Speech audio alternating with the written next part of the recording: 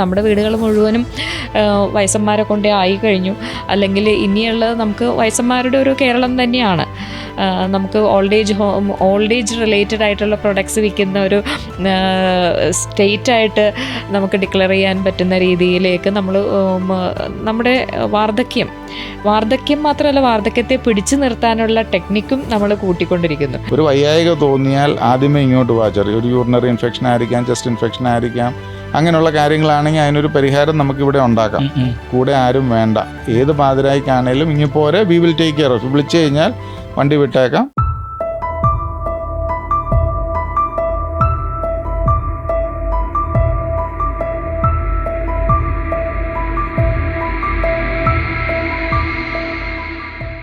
ഈ പലരും ഈ പറഞ്ഞ പോലെ ഹോം നേഴ്സിനെ നിർത്തുക എന്നുള്ളൊരു, ഇപ്പോൾ നമ്മൾ സ്വാഭാവികമായിട്ടും പലതും കണ്ടുവരുന്നൊരു സംഭവമാണ്. പക്ഷെ അത് കുറച്ചുകൂടി ഇവരെ ഈ പറഞ്ഞ പോലെ ഉൾവലിയാനായിട്ടുള്ളൊരു ഇതിലേക്ക് ഈ മാം പറഞ്ഞു. അതെന്നാ ചോദിച്ചാൽ, ഇപ്പം നമ്മൾ നമ്മുടെ കാറ് അല്ലെങ്കിൽ ആ കയ്യിലിരിക്കുന്ന ഫോൺ എന്തെങ്കിലും സർവീസിന് ഡ്യൂ ആയൊരു പ്രശ്നം വന്നു, നമ്മളെവിടെ കൊണ്ടുപോയി കൊടുക്കുക? സർവീസ് സെൻറ്ററിൽ. ഓതറൈസ് സർവീസ് സെൻറ്റർ ആണോ? അവൻ്റെ റിവ്യൂ 10 പ്രാവശ്യം വായിക്കും. പാർട്സ് ചുമ്മാ മാറ്റുന്നതാണോ എന്നൊക്കെ ചിന്തിച്ചിട്ടാണ് നമ്മൾ കൊണ്ടുപോയി കൊടുക്കുക. പക്ഷെ സ്വന്തം അപ്പൻ്റെയും അമ്മയുടെയും കാര്യം വരുമ്പോൾ പലപ്പോഴും എന്നാ പറ്റുന്നത്, നമ്മൾ എവിടുന്നെങ്കിലും ഒരാളെ കിട്ടിയാലേ ഉള്ളൂ എനിക്ക് പോകാൻ പറ്റുള്ളൂ, എവിടെ ജോലിക്ക് പോകാൻ പറ്റുള്ളൂ, അല്ലെങ്കിൽ എനിക്ക് വീട്ടിൽ പോകാൻ പറ്റുള്ളൂ, എൻ്റെ ഭാര്യ അവിടെ നോക്കിയിരിക്കുന്നു, അല്ലെങ്കിൽ എൻ്റെ മക്കളവിടെ ഞാൻ ചെന്നില്ലേ സ്കൂളിൽ പോകാൻ പറ്റത്തില്ല, അല്ലെങ്കിൽ എൻ്റെ ഹസ്ബൻഡിന് ഇഷ്ടമില്ല. ഇങ്ങനെ എല്ലാ വീടുകളിലും ഓരോ കാരണങ്ങളല്ല 10,000 കാരണങ്ങൾ കാണും. ഇൻ ടേംസ് ഓഫ് കമ്മിറ്റ്മെൻറ്റ്, കൊച്ചിനെ സ്കൂളിൽ വിടണം, അല്ലെങ്കിൽ എൻ്റെ ജോലിക്ക് എനിക്ക് ലീവ് കിട്ടത്തില്ല, അല്ലെങ്കിൽ എനിക്ക് ലോൺ അടയ്ക്കണമെങ്കിൽ ഞാൻ ജോലി ചെയ്യാതെ പറ്റത്തില്ല, അങ്ങനെ നമ്പർ ഓഫ് റീസൺസ് കാണും. അപ്പോൾ പിന്നെയുള്ള കോംപ്രമൈസ് തന്നെ, ഇവിടുന്നെങ്കിലും ഒരാളെ കിട്ടിയ ഉത്തരവാദിത്തം ഏൽപ്പിച്ച് 2 CCTV ക്യാമറയും വെച്ചേച്ച് പോയി കഴിഞ്ഞാൽ അത് കൂടെ നോക്കി അപ്പനെ അമ്മയും കാര്യം അന്വേഷിക്കുക. കാര്യം നാട്ടിൽ ആളില്ലാണ്ടായി. ക്യാമറയുടെ കാര്യം ഇതാണ്, ആദ്യത്തെ കുറച്ച് ദിവസങ്ങൾ ഇതൊക്കെ കൃത്യമായി ചെക്ക് ചെയ്യും, പിന്നീട് ആ ക്യാമറയും നമ്മൾ നോക്കുന്നില്ല എന്നുള്ളതാണ് പലപ്പോഴും കാണാം. അതുപോലെ തന്നെയാണ് ഈ മെഡിസിൻ്റെ കാര്യം പറഞ്ഞത്. അത് ഒരു പെട്ടി, പലപ്പോഴും ഈ പ്രൊഫഷണൽ കെയറിലേക്ക് വരുമ്പോഴേക്കും ഒരു പെട്ടി മെഡിസിൻ ലിസ്റ്റുമായിട്ടാണ് വരിക. പണ്ട് എന്നോ അമീബയ്ക്ക് കഴിച്ച മരുന്നും അതൊക്കെ ഇങ്ങനെ കണ്ടിന്യൂ ചെയ്ത് ആ കുറിപ്പടികൾ വെച്ച് വീണ്ടും മെഡിസിൻ മേടിച്ചുകൊണ്ടിരിക്കുക. അതിനകത്തൊരു റെഗുലർ റൊട്ടീൻ ചെക്കപ്സോ അല്ലെങ്കിൽ അതിൻ്റെ അകത്ത് അപ്സ് ആൻഡ് ഡൗൺസിനനുസരിച്ച് മെഡിസിൻ കൂട്ടുകയോ കുറയ്ക്കുകയോ ഇതൊന്നും ചെയ്യുന്നില്ല. അപ്പോൾ ഈ ഒരു പ്രൊഫഷണൽ കെയറിലേക്ക് വരുമ്പോൾ എനിക്ക് തോന്നുന്നു ഏറ്റവും കൂടുതൽ കിട്ടുന്നത് കുറച്ചൊരു റിലാക്സേഷൻ ഈ ഒരു കാര്യത്തിൽ. ഇത്രയധികം മെഡിസിൻ കഴിച്ചുകൊണ്ടിരുന്ന വെച്ചാൽ ആൾക്ക് ഒരു പക്ഷേ അത്രയും മെഡിസിൻ്റെ ആവശ്യം പോലും വരികയില്ലായിരിക്കാം. ഇതിലിപ്പോൾ നേരത്തെ സാറ് തുടക്കത്തിൽ പറഞ്ഞത് ഒരു അബ്യൂസിങ് നേരിട്ട് കണ്ടേ പിന്നെയാണ് സാർ സ്വന്തമായിട്ട് ഇങ്ങനെ ഒരു സ്ഥാപനത്തിലേക്ക് എത്തിയത്. പക്ഷെ ഇത് ഇപ്പോഴും നിലവിൽ ഇങ്ങനത്തെ അബ്യൂസിങ് നടന്നുകൊണ്ടിരിക്കുന്നല്ലേ ശരിക്കും? ഇപ്പം എൻ്റെ അടുത്ത് വന്ന് താമസിക്കാൻ വരുന്ന എല്ലാവർക്കും ഒരു തിക്താനുഭവം ഉണ്ടാകുമ്പോഴാണ് അവരിങ്ങനൊരു ഫെസിലിറ്റി വന്ന് താമസിക്കുന്നതിനെക്കുറിച്ച് ആലോചിക്കാം. എന്നോർത്ത് കാർഡടിച്ച് നമ്മൾ വെടിവെക്കുകയല്ല. അതിനകത്ത് ഈ പറയുന്ന പോലെ എമ്പത്തറ്റിക്കായിട്ട് നോക്കുന്ന ഒരുപാട് നഴ്സുമാരുണ്ട്. ഇന്നും കൂടെ ഞാൻ വന്ന വഴിക്ക് ഒരു ലേഡി വിളിച്ചു. ഞാൻ ആ ഹോം നഴ്സിൻ്റെ നമ്പർ ഞാൻ അന്നേരം എൻ്റെ ടീമിൻ്റെ അടുത്ത ആളുടെ കൊടുത്തേച്ച് പറഞ്ഞു, മനസ്സിന് നന്മയുള്ള കൊച്ച ഒന്ന് വിളിച്ച് നോക്കാൻ പറഞ്ഞു. എന്ന് പറഞ്ഞാൽ ആ പുള്ളിക്കാരി പറഞ്ഞ എന്നാന്ന് വെച്ച് കഴിഞ്ഞാൽ, പുള്ളിക്കാരി നോക്കുന്ന അമ്മയ്ക്ക് CA റെക്ടമാ, സ്റ്റേജ് വളരെ അഡ്വാൻസ്ഡായി, എന്നെക്കൊണ്ട് ഇനി നോക്കാൻ പറ്റുമെന്ന് തോന്നുന്നില്ല സാറേ, കാര്യം എനിക്ക് അതിനുള്ള ഇതില്ല. ഒന്ന്. രണ്ടാമത്തെ 2 പെമ്മക്കളാണ്, 2 പേരും വിദേശത്താണ്, UK-യിലാണ്. അപ്പോൾ അവർക്ക് വന്ന് കൂടെ നിൽക്കാനൊന്നുമുള്ള സാഹചര്യം ഇല്ല. അതുകൊണ്ട് ഞാൻ പുള്ളിക്കാരി, അതായത് ഈ വീട്ടിൽ അമ്മയെ നോക്കുന്ന ആ പുള്ളിക്കാരി പോലും ചിന്തിച്ച് തുടങ്ങിയ കാര്യം പുള്ളിക്കാരെ കൊണ്ട് പറ്റുന്നില്ല എന്നുള്ളത്. അത് തന്നെ കാണിക്കുന്ന മനസ്സിൻ്റെ നന്മയാണെന്ന് പറഞ്ഞു കഴിഞ്ഞാൽ എൻ്റെ കഴിവിനൊത്ത് നിൽക്കുന്നില്ല, ഇനിയും നോക്കണം എന്നുള്ള. ഇപ്പം ഈ കെയർ ഗീവിങ് എന്ന് പറഞ്ഞാൽ വിദേശത്തൊക്കെ വളരെ റെസ്പെക്റ്റുള്ള അംഗീകാരമുള്ള ഒരു ജോലിയാണ്. ഇപ്പം നമ്മുടെ നാട്ടിൽ നിന്ന് എത്രയോ മക്കൾ, അതായത് യങ്സ്റ്റേഴ്സ്, ഇപ്പം എൻ്റെ അടുത്ത് തന്നെ ഞാൻ പറയാം, 3 മാസത്തെ ഇന്റേൺഷിപ്പിന് വേണ്ടിയിട്ട് ഒരു കുടുംബത്തിലെ ആങ്ങളെയും പെങ്ങളും മക്കളൊക്കെ ആയിട്ട് ഫസ്റ്റ് കസിൻസ് ആയിട്ട് 13 പിള്ളേർ, 33 വയസ്സിനും 26 വയസ്സിനും ഇടയ്ക്കുള്ള 13 പിള്ളേർ, എല്ലാം ഫസ്റ്റ് കസിൻസ് ആണെന്ന് കൂട്ടിക്കും. ഈ 13 പേര് ഒന്നിച്ച് വന്ന് ട്രെയിനിങ് ചെയ്തിട്ട് ഇവരെല്ലാം അയർലൻഡ്, ജർമ്മനി അങ്ങോട്ടൊക്കെ കെയർ ഗീവർ വിസയിൽ പോയി. പുറത്ത് കെയർ ഗീവിങ്ങിനൊരു ഇതുണ്ട്, ഡിഗ്നിറ്റി ഉണ്ട്. ഇവിടെയും നമ്മൾ ശരിക്കും ഒന്ന് ചിന്തിച്ചാൽ കേരളത്തിലാണ് ഏറ്റവും കൂടുതൽ നഴ്സുമാരുള്ളത്. അതെ നഴ്സുമാർ പഠിച്ച് ക്വാളിഫൈഡ് നഴ്സസാണ്. Exactly. കല്യാണം കഴിഞ്ഞോ അല്ലെങ്കിൽ മക്കളായി കഴിഞ്ഞോ ഒക്കെ ചിലപ്പം സർവീസ് ബ്രേക്ക് വന്നിട്ടുണ്ടാവും. ഇങ്ങനെയുള്ള സ്ത്രീകളെ അല്ലെങ്കിൽ ഈ നഴ്സിംഗ് പഠിച്ച ആൾക്കാരെ ഒന്ന് സ്വരൂപിക്കാൻ പറ്റിയാൽ പോലും I am saying professional care അവരുടെ വീടുകൾക്ക് ചുറ്റുമുള്ളിടത്ത് പോലും ഡെയിലി പോയി പ്രഷർ നോക്കുകയും മരുന്ന് അഡ്വൈസ് ചെയ്യുകയും ഒക്കെ ചെയ്താൽ പോലും ഒരുപാട് മാറ്റം നമുക്ക് കൊണ്ടുവരാൻ പറ്റും. കാരണം കേരളത്തിൽ ഒരുപാട് നഴ്സുമാരുണ്ട് ജോലിയില്ലാതെ എന്ന് പറഞ്ഞു കഴിഞ്ഞാൽ സാഹചര്യങ്ങൾ കൊണ്ട്. ഇപ്പം വീട്ടിൽ മക്കൾ ചെറുതായിരിക്കും, ചിലപ്പോൾ ജോലിക്ക് പോകാൻ പറ്റുകയില്ല, അല്ലെങ്കിൽ റെഗുലർ ജോലിക്ക് പോകാൻ പറ്റാതെ ഉള്ള സാഹചര്യം കൊണ്ട് നഴ്സിംഗ് ഫീൽഡുമായിട്ട് വിട്ടു നിൽക്കുന്നത്. ബട്ട് ടെക്നിക്കലി അല്ലെങ്കിൽ അവർക്കൊരു ഇൻബോൺ ഒരു താല്പര്യം ഉള്ളതുകൊണ്ടാണല്ലോ അവർ ആ കോഴ്സിന് പോയത്. ഓക്കെ. അപ്പം അങ്ങനെയുള്ളവരെ തന്നെ ഒന്ന് ഐഡൻറ്റിഫൈ ചെയ്യാൻ പറ്റിയാൽ തന്നെ ഈ പറയുന്ന പാലിയേറ്റീവ് ഒക്കെ നമുക്ക് വീടുകളിൽ എത്തിക്കാൻ പറ്റുന്നേ ഉള്ളൂ. ശരിക്കും പറഞ്ഞു കഴിഞ്ഞാൽ നമ്മുടെ ഡിമാൻഡിനനുസരിച്ച് ഒരു പാലിയേറ്റീവ് കെയർ കിട്ടുന്നില്ല എന്നുള്ളത് തന്നെയാണ്. കാരണം ഇപ്പോഴും കേരളത്തിൽ ഇത്രയും അധികം നേഴ്സുമാർ, സാറ് പറഞ്ഞപ്പോഴാണ് അത്, ഇത്രയും അധികം നേഴ്സുമാരുണ്ടായിട്ട് പോലും നമുക്ക് ഈ പാലിയേറ്റീവ് കെയർ എന്ന് പറയുന്ന അല്ലെങ്കിൽ ഹോസ്പൈസ് കെയറിലാണെങ്കിലും ഒരു 60% ആൾക്കാരെ നമുക്ക് കവർ ചെയ്യാൻ പറ്റിയിട്ടുള്ളൂ. അത് തന്നെ 60 പറയാൻ പറ്റില്ല. പലപ്പോഴും 60 നമ്മൾ കോമൺ ആയിട്ടുള്ള ഒരു സ്റ്റാറ്റിസ്റ്റിക്സ് എടുക്കുമ്പോൾ പറയുന്നതാണെങ്കിൽ പോലും അവർക്ക് കിട്ടിയ ഒരു ക്വാളിറ്റി ഓഫ് സർവീസ് അത് നോക്കുമ്പോൾ വളരെ ചെറുതാണെന്ന് ഞാൻ വിചാരിക്കുന്നു. അപ്പോൾ അത് ഒരു ഇമ്പ്രൂവ് ചെയ്യാനായിട്ട് എനിക്ക് തോന്നുന്നു ഈ ഏരിയയിൽ പഠനം, ഒരു ട്രെയിനിങ്, റിസർച്ച് ഓറിയൻറ്റഡ് ആയിട്ടുള്ള ഒരു മൂവ്മെൻറ്റ് ഇപ്പോഴും ഉണ്ടായിട്ടില്ല. നമ്മൾ എപ്പോഴും പറയുന്നുണ്ട് നമ്മുടെ വീടുകൾ മുഴുവനും വയസ്സന്മാരെ കൊണ്ടേ ആയി കഴിഞ്ഞു, അല്ലെങ്കിൽ ഇനിയുള്ളത് നമുക്ക് വയസ്സന്മാരുടെ ഒരു കേരളം തന്നെയാണ്. നമുക്ക് ഓൾഡ് ഏജ് റിലേറ്റഡ് ആയിട്ടുള്ള പ്രൊഡക്ട്സ് വിൽക്കുന്ന ഒരു സ്റ്റേറ്റായിട്ട് നമുക്ക് ഡിക്ലെയർ ചെയ്യാൻ പറ്റുന്ന രീതിയിലേക്ക് നമ്മുടെ വാർദ്ധക്യം മാത്രമല്ല, വാർദ്ധക്യത്തെ പിടിച്ചു നിർത്താനുള്ള ടെക്നിക്കും നമ്മൾ കൂട്ടിക്കൊണ്ടിരിക്കുന്നു. അപ്പോൾ ഇത് വെച്ച് നോക്കുമ്പോൾ എനിക്ക് തോന്നുന്നു ആ ഒരു അവെയർനെസ്, ക്വാളിറ്റി ഓഫ് ലൈഫ്, ഈ പാലിയേറ്റീവ് കെയറിൽ നമ്മളെപ്പോഴും വിചാരിക്കുന്നതാണ് ക്വാളിറ്റി ഓഫ് ലൈഫ്, അല്ലെങ്കിൽ dignity, emotional support, spiritual support, medical and health supports. ഈ സപ്പോർട്ട് സർവീസസ് നമുക്ക് എങ്ങനെ കിട്ടാൻ പറ്റും, എവിടെ നിന്നാണ് കിട്ടുക, അതിനെ നമ്മൾ എന്താണ് ചെയ്യേണ്ടത്, അതിന് നമ്മൾ ചെറുപ്പമായിരിക്കുമ്പോൾ തൊട്ടേ അതിനോടുള്ളൊരു തോട്ട് ബിൽഡിംഗ് പ്രോസസ്സും കൂടി ഉണ്ടായിരിക്കണം എന്ന് എനിക്ക് തോന്നാറുണ്ട്. ഞാൻ പറഞ്ഞു, എനിക്കിപ്പം കൂട്ടുകാരെന്ന് പറയുന്ന എല്ലാം വാർദ്ധക്യം പിടിച്ച ആൾക്കാരാണ്. എൻ്റെ ഫോണിലൊക്കെ ഓരോരുത്തർ സേവ് ചെയ്തേക്കുന്ന വയസ്സൊക്കെ വെച്ചിട്ടാണ്. അപ്പം ഇവരുടെയൊക്കെ കൺസേൺ എന്നാന്ന് ചോദിച്ചു കഴിഞ്ഞാൽ, ഒരു എനിക്കെന്തെങ്കിലും സംഭവിച്ചാൽ എനിക്ക് ആരുണ്ട്, ഹും ക്യാൻ ഐ റിലൈ ഓൺ, എവിടെ പോവും ഞാൻ മക്കളില്ലെന്നോ അടുത്തില്ലെന്നോ അല്ലെങ്കിൽ അവർ വിദേശത്താണെന്നോ ഉള്ളതല്ല, വീണ് കഴിഞ്ഞാൽ ആശുപത്രി കൂടെ നിൽക്കാൻ ആരുണ്ട്. അവർക്ക് വീട്ടിലെ ഇപ്പോൾ ആ അമ്മയ്ക്കോ അപ്പനോ അറിയാം വീട്ടിലെ സാഹചര്യം, രണ്ടുപേരും ജോലിക്ക് പോകണം. ഇന്നത്തെ കാലത്ത് ഹസ്ബൻഡ് ആൻഡ് വൈഫ്, മക്കൾ രണ്ടുപേരും ജോലിക്ക് പോയാലൊക്കെ കാര്യങ്ങൾ ഓടുകയുള്ളൂ. എനിക്ക് അവിടെ തോട്ടമുണ്ട്, അവിടെ ഇത്ര ഏക്കർ സ്ഥലമുണ്ടെന്നൊന്നും പറഞ്ഞ് നോബഡി വാണ്ട്സ്. അത് മെയിൻറ്റെയിൻ ചെയ്യണേ അങ്ങോട്ട് കാശ് കൊടുക്കേണ്ട അവസ്ഥയായിരുന്നു അല്ലേ. ഒരു തച്ചിനൊരാളെ നിർത്തി പറമ്പ് ക്ലീൻ ചെയ്യണേ തന്നെ അതൊന്നും വയബിൾ അല്ലാണ്ടായല്ലോ. അപ്പം ഞാൻ പറയുന്നത്, എൻ്റെ അനുഭവത്തിൻ്റെ വെളിച്ചത്തിൽ ഞാൻ ഒരു വയോജൻ എന്ന് പറഞ്ഞിട്ടൊരു മെമ്പർഷിപ്പ് പ്രോഗ്രാം കൊണ്ടുവന്നു.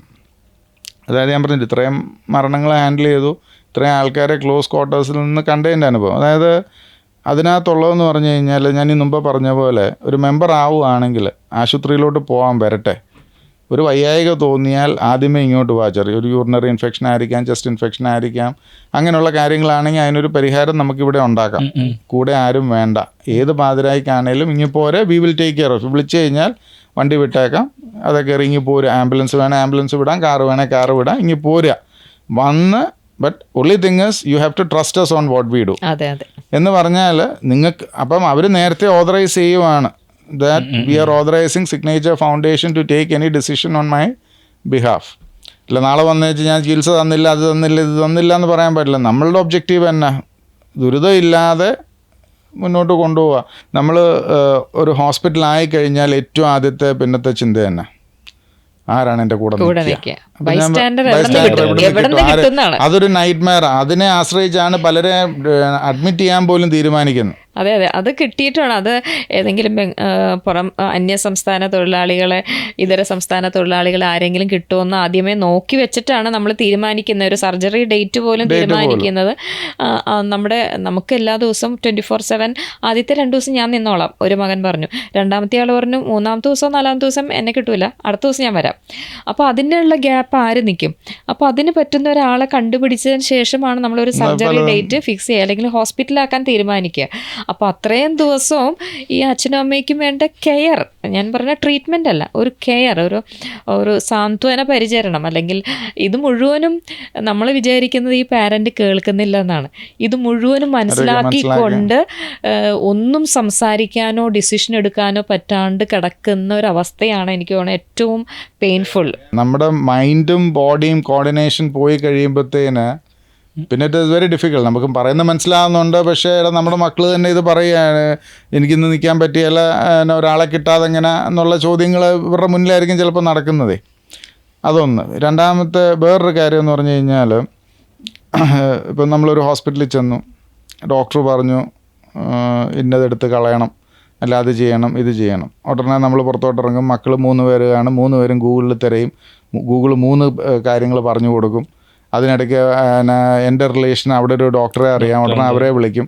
ഇങ്ങനെ എല്ലാവരും കൂടെ ഒരു അവിയൽ പരുവത്തിൽ തീരുമാനം എടുക്കാൻ മേലാതെ കിടന്നുകൊണ്ട് കഷ്ടപ്പെടും. അപ്പം ഞാൻ അതുകൊണ്ടാണ് പറഞ്ഞത്, നിങ്ങൾ ആശുപത്രിയിൽ പോകുന്നതിന് മുന്നേ you come to us, let us see what it is. Blood ടെസ്റ്റും കാര്യങ്ങളും ചെയ്തിട്ട് കാര്യം ഉണ്ടാണെങ്കിൽ പോവാം.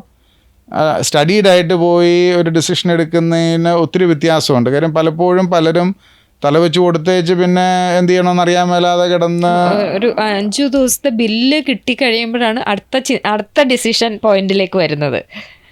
അപ്പോൾ അത് ഒഴിവാക്കുക. പിന്നെ ഒരു സെറ്റ് ഓഫ് ആൾക്കാരുണ്ട്, ഞാൻ എപ്പോഴും പറയും, നമ്മൾ ഈ ഭൂമിയിൽ ജീവിച്ചു, നമ്മൾ നന്മയൊക്കെ ബാക്കിയാക്കി വെച്ചേച്ച് പോകാൻ ശ്രമിക്കുക, വില്ല് മര്യാദയ്ക്ക് എഴുതുക. പല പേരൻസും ചെയ്യുന്ന ഒരു മണ്ടത്തരമാണ്. അതായത് ഒന്ന്, ചിലപ്പം ആദ്യമേ എല്ലാം എഴുതി കൊടുത്തേച്ച് ഒരു പോപ്പിൻസിൻ്റെ മുട്ടായി മേടിക്കണേ പോലും മക്കളോട് ചോദിക്കേണ്ട അവസ്ഥ. ചിലർ ഈ പറയുന്ന പോലെ എനിക്ക് ഓർമ്മ കുറവാന്നൊക്കെ പറഞ്ഞ് ATM കാർഡും പിന്നും ഒക്കെ എടുത്ത് കയ്യിലോട്ട് കൊടുക്കും. പിന്നെ ഒരു 500 രൂപയ്ക്ക് വേണ്ടി പോലും പുറകെ നടക്കേണ്ട അവസ്ഥ, ഒരു മുണ്ട് മേടിക്കണേ പോലും ചോദിക്കേണ്ട അവസ്ഥ. പക്ഷെ അതൊക്കെ വളരെ ദയനീയമാണ്. അങ്ങനെയൊന്നും ഒരു മനുഷ്യൻ്റെ സാഹചര്യം വരാൻ ഇടവരുത്തരുത്. പിന്നെ ചിലരുണ്ട് എസ്കേപ്പിസം റൂട്ട് എടുക്കുന്ന വിദ്വാന്മാരുണ്ട്. എന്ന് പറഞ്ഞു കഴിഞ്ഞാൽ ബില്ല് എഴുതുകയില്ല, എൻ്റെ ശേഷം എൻ്റെ കാലശേഷം മക്കൾ എന്നാന്ന് വെച്ചാൽ കാണിക്കട്ടെ എന്ന് പറയാം. അത് അമ്മയ്ക്ക് പണി കൊടുത്തേച്ച് പോകും. അമ്മ ഇതും കൊണ്ട് കുറേ നാളൊക്കെ ഉരുന്ത് പിടിച്ച് നടന്നേച്ച് ചിലപ്പോൾ അവരും തീരുമാനം എടുക്കാതെ പുള്ളിക്കാരിയും പോകും. പിന്നെ വരുന്ന തന്നെ പിന്നെ മക്കളും മരുമക്കളും കൊച്ചുമക്കളും ഇതൊക്കെ സൈൻ ചെയ്യണമെന്നാവും. ഇതാരെങ്കിലും ഉടക്കും. അവസാനം ഇതെല്ലാം അന്യാധീനപ്പെട്ടു പോകും. ഒരു ജന്മം കൊണ്ട് ആസ്വദിക്കാവുന്ന സകലതും അന്യാധീനപ്പെട്ടു പോകും. അപ്പോൾ ഞാൻ പറയുന്നത് അങ്ങനെയൊന്നും ഒരിക്കലും വരാൻ ഇടവരുത്തൊരു മെമ്പറാണോ, we will take care of all that എന്ന് പറഞ്ഞാൽ എൻ്റെ ഉദ്ദേശം എന്ന് പറഞ്ഞു കഴിഞ്ഞാൽ നേരത്തെ ബില്ല് എഴുതി മര്യാദയ്ക്ക് ആണോ എന്നെല്ലാം ഇത് ചെയ്യുക. അവരുടെ ആഗ്രഹ പ്രകാരം മരണശേഷം അത് എക്സിക്യൂട്ട് ചെയ്ത് കൊടുക്കുക. അപ്പോൾ തന്നെ ഞാൻ പറയുന്നത് ഒന്ന് ഹാൻഡ് ഹോൾഡ് ചെയ്യാൻ ഇന്നത്തെ കാലത്ത് ആളില്ലാന്ന്. ഞാൻ പറയുന്നത് ഇപ്പം എത്രയൊക്കെ വീതം വെച്ചെന്ന് പറഞ്ഞാലും മക്കളെല്ലാവരും 100% ഹാപ്പി ആണോ എന്നൊന്നും കാണുകയില്ല. ഇനി ഹാപ്പി ആണെങ്കിലും ചിലപ്പോൾ മരുമോനോ ആരെങ്കിലും ഒരു കൊനസ്റ്റ് കമൻ്റ് അടിച്ചാൽ മതി, കംപ്ലീറ്റ് ഫാമിലി ഇക്വേഷൻ തെറ്റും. ഞാൻ പറയുന്നത് മനസ്സിലായി. അപ്പം അങ്ങനെ വരാതെ ഞാൻ പറയുന്നത് കുടുംബം എല്ലാവരും വന്നിരുന്ന് അപ്പൻ്റെ ആഗ്രഹമല്ല അമ്മയുടെ ആഗ്രഹം ഇതായിരുന്നു, അമ്മ ഇതുപോലാണെല്ലാം നിങ്ങൾക്ക് ചെയ്തേക്കുന്നത്, നിങ്ങൾ ഒത്തൊരുമയോടുകൂടി പോകണം എന്നൊക്കെ പറഞ്ഞ് നമ്മളെ കൊണ്ട് പറ്റുന്ന രീതിയിൽ ഒരു കൗൺസിലിങ്ങും ഒരു ഉപദേശവും ഒക്കെ കൊടുത്ത് മോട്ടിവേറ്റ് ചെയ്ത് വിടുക. So that at least they leave in peace. പലപ്പോഴും കാണുന്ന തന്നെ ഒരു അപ്പനോ അമ്മയും മരിക്കുന്നവരുടെ കുടുംബം ശിഥിലാവും. പിന്നെ സഹോദരങ്ങൾ തമ്മിൽ ബന്ധമില്ല, അങ്ങോട്ടും ഇങ്ങോട്ടും കാണാറില്ല, അല്ലെങ്കിൽ വിളിക്കാറില്ല, പഴയ പോലെ ഇവർ തമ്മിൽ ബന്ധം വെക്കാതെ വരുന്നു. തറവാട് വീട്ടിലായിരുന്നു കൂടിക്കൊണ്ടിരുന്നത്, അത് അമ്മ കടന്നേച്ചുകൊണ്ടാണ് കൂടിക്കൊണ്ടിരുന്നത്. അമ്മ പോയി, ഇനിയിപ്പോൾ തറവാട് വീട് വെക്കണോ, ഇനി കൂടേണ്ട കാര്യമുണ്ടോ? അപ്പോൾ ഇതിലേക്ക് പോകുന്നു. അങ്ങനെ ഒരുപാട്. പിന്നെ ഞാൻ പറഞ്ഞല്ലോ, മലയാളികൾ വീടെന്ന് പറഞ്ഞൊരു ഒബ്സഷനാണ്. എൻ്റെ വീട് ആര് കൊണ്ടുപോകും, ആര് നോക്കും എന്നുള്ളത്. ഞാൻ പറയുന്ന മെമ്പറാണോ അത് മാനേജ് ചെയ്യുന്ന, അത് പ്രോപ്പർട്ടി മാനേജ്മെൻറ്റ് ഒത്തിരി ഏജൻസീസ് ഉണ്ട്, അത് അവർ പോയി നോക്കുന്നുണ്ടോ എന്നുള്ളത് we will ensure it for you. ഇപ്പോൾ സാറിൻ്റെ അനുഭവത്തിൽ അങ്ങനെ എന്തെങ്കിലും ഇതുണ്ടായിട്ടുണ്ടോ ഓർമ്മകൾ? ഇപ്പോൾ സാറിപ്പോൾ ഈ പറഞ്ഞ പോലെ തന്നെ ബില്ല് എഴുതി വെക്കുക, അല്ലെങ്കിൽ ഈ പറഞ്ഞ പോലെ ഒത്തിരി പേരുടെ ചെയ്തിട്ടുണ്ടെന്നേ. എന്ന് പറഞ്ഞാൽ ഇപ്പം ഞാൻ പറയട്ടെ, ഇപ്പം എന്നെയൊക്കെ സംബന്ധിച്ചോളം എന്ന് പറഞ്ഞു കഴിഞ്ഞാൽ ചിലരെന്നൊക്കെ പറഞ്ഞാൽ വരുമ്പോൾ നല്ല ബുദ്ധിയും ബോധവും വളരെ ആക്റ്റീവായിട്ടുള്ള സ്റ്റേജിൽ കൂടെ വന്നവരുണ്ട്. ഇപ്പം അവർ തന്നെ പറയും, ഈ പറയുന്ന പോലെ എനിക്കിവിടെ തന്നെ പരിചരണം തന്നാൽ മതി, എന്നെ ആശുപത്രി കൊണ്ടുപോകണ്ട, എൻ്റെ മക്കൾക്ക് പ്രായോഗികത കുറവാണ്, അവർ വലിയ നല്ല മക്കളാണ്, സ്നേഹമുള്ളവരാണ്, പക്ഷേ എൻ്റെ കാര്യത്തിൽ വരുമ്പം ചിലപ്പോൾ അവർ പ്രാക്ടിക്കൽ ആവുകയില്ല, എന്നെ ആശുപത്രി കൊണ്ടുപോകണമെന്ന് പറഞ്ഞ് വാശി പിടിക്കും, കൊണ്ടുപോകണ്ട, ഇവിടെ തന്നെ ഉള്ള പരിചരണം തന്നാൽ മതി എന്ന് നിർബന്ധം പറയുന്നവരുണ്ട്. ഇനി ചിലർ പറയും സാറേ ഏനോ ചെറിയ ചെറിയ കാര്യങ്ങൾ ഞാൻ പറയുന്ന ഒന്ന് കുമ്പസാരിക്കണമെന്ന് പറഞ്ഞിട്ട് വീട്ടിലെ മകനോ ഒന്നും അതിനൊരു സാഹചര്യം ഒരുക്കി കൊടുക്കാതെ ഇരുന്ന് എത്രയോ പേരുണ്ട്. ഇപ്പം ഞാൻ പറയുന്നത് എൻ്റെ അടുത്ത് വന്നു കഴിഞ്ഞാൽ ഞാൻ മാസത്തിൽ ഒന്ന് അച്ഛനെയും കൊണ്ട് പോയി എല്ലാവർക്കും കുർബാന കൊടുക്കുന്നുണ്ട്. അത് ഓരോരുത്തരുടെയും മതം അനുസരിച്ച് അല്ലെങ്കിൽ അവരുടെ ഇതനുസരിച്ചുള്ള ഇതിൽ ഇത് ചെയ്ത് കൊടുക്കാറുണ്ട്. ഇപ്പം പണ്ടൊരു ആന്ധ്രായിൽ നിന്നൊരു അപ്പനുണ്ടായിരുന്നു. പുള്ളിയെ സംബന്ധിച്ചോളം പുള്ളിക്ക് മരിക്കുന്നതിന് മുന്നേ പിന്നെ ബ്രാഹ്മണൻ, ആന്ധ്ര ബ്രാഹ്മണൻ വന്ന് അവസാനത്തെ ഇത് ചെയ്യണം. ഞാൻ പറഞ്ഞു അത്രയൊന്നും ചോദിക്കരുത്, ബ്രാഹ്മണനെ ഞാൻ ഒപ്പിച്ചു തരാം, ആന്ധ്രാക്കാരൻ തന്നെ വേണമെന്ന് പറയരുത്. മരിച്ചുപോയി. ഞാൻ പറയുന്നത് അങ്ങനെ നമ്മളെ കൊണ്ട് പറ്റുന്ന ഓരോ ചെറിയ ചെറിയ കാര്യങ്ങൾ ചെയ്തു കൊടുക്കുക എന്നുള്ളത്. ഇപ്പം അനുഭവങ്ങൾ പറയാനാണെങ്കിൽ ഇന്നൊന്നും തീരെയല്ല. കാര്യം വെച്ചാൽ എത്രയോ ആൾക്കാരുടെ ഇതാണ് ഞാൻ പറയുന്നത്. മരിക്കുന്ന സമയത്ത് പോലും മനസ്സിൽ നിന്ന് പക വിദ്വേഷം മക്കളോട് വിട്ട് കളയാത്ത മാതാപിതാക്കളുണ്ട്. മരിക്കുന്നതിന് 5 മിനിറ്റ് മുന്നേ പോലും വിട്ടുകൊടുക്കാത്തവരുണ്ട്. ഇനി മക്കളെ ഓർത്ത് ദുഃഖിക്കുന്ന മാതാപിതാക്കൾ, അതുപോലെ തന്നെ മാതാപിതാക്കളെ ഓർത്ത് ദുഃഖിക്കുന്ന മക്കളുമുണ്ട്. എന്ന് പറഞ്ഞാൽ ഇപ്പോൾ ഒരു ചെറിയ എക്സാമ്പിൾ ഞാൻ പറയാം. 83 വയസ്സ് വരെ ഒരു പ്രധാന അധ്യാപകനായിട്ട് പിന്നെ പുരസ്കാരങ്ങളും ഒക്കെ സ്വീകരിച്ചൊരു മനുഷ്യൻ പഞ്ചായത്ത് മെമ്പറോ അങ്ങനെ എന്തൊക്കെ ആയിരുന്നു. 83-ാം വയസ്സിൽ വൈഫ് മരിച്ചുപോയി. പുള്ളിക്ക് എങ്ങാണ്ടൊന്ന് പെട്ടെന്നൊരു ഡിപ്രഷൻ കയറി. അതുവരെ സൽസ്വഭാവി. 83 വയസ്സിൽ പുള്ളി വെള്ളമടി തുടങ്ങി. ബിക്കം എൻ ആൽക്കഹോളിക് എന്ന് പറഞ്ഞു കഴിഞ്ഞാൽ പിന്നെ ഓട്ടോക്കാരും പിന്നെ അയലോക്കത്തുള്ള അങ്ങനെ ആൾക്കാരൊക്കെ പുള്ളി പൈസ കൊടുക്കും, രാവിലെ കുപ്പി വരും, പുള്ളി അടിക്കും, എവിടെയെങ്കിലും വീഴും. ഇപ്പം നാട്ടിൽ അതുപോലെ പ്രമാണിയായിട്ട് ജീവിച്ചിരുന്ന ഒരാൾ പെട്ടെന്നാണ് ഇത് മാറുന്നത്. ഞാൻ പറയുന്നത് 83 വയസ്സ് വരെ ആൾ ഏനോ വളരെ ക്ലിയർ ആയിരുന്നു. അപ്പോൾ ആ മകൻ്റെ അവസ്ഥ ഒന്ന് ആലോചിച്ച് നോക്കി. ഏനോ ലൈക്ക് ഒരൊറ്റ മോനേ ഉള്ളൂ, പുള്ളി മർച്ചൻ്റ് നേവിയിലാണ്. ആ സമയമാകുമ്പോഴത്തേന് പിന്നെ എന്നാ ചെയ്യാന്ന്